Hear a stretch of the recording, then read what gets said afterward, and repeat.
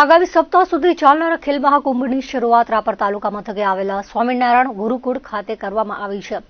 તાલુકા પ્રાથમિક શિક્ષણાધિકારી સામત વસ્ત્રા અને બીઆરસી અશોક ચૌધરીએ જણાવ્યું હતું કે તાલુકાની જુદી 130 પ્રાથમિક શાળામાં અભ્યાસ કરતા 1040 વિદ્યાર્થીઓ અને વિદ્યાર્થીનીઓ ભાગ લઈ રહ્યા છે.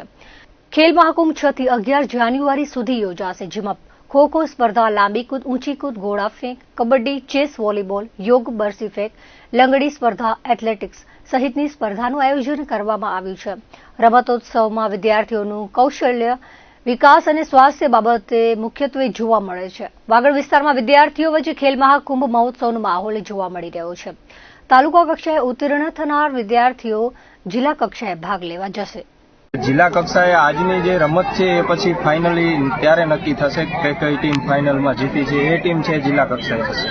રાપર તાલુકાની અંદર કુલ 120 જેટલી શાળાઓના બાળકોએ ભાગ લીધો છે અને કુલ 1042 જેટલા બાળકોએ ભાગ લીધો છે. આપણી ગઈકાલથી શરૂઆત થઈ છે ખેલ મહાકુંભની અંદર. ગઈકાલે વોલીબોલ, રસ્સા ખેંચ, ચેસ અને યોગાસનની અંદર સમથિંગ 75 બાળકોએ વિદ્યાર્થીઓ ભાગ લીધો હતો.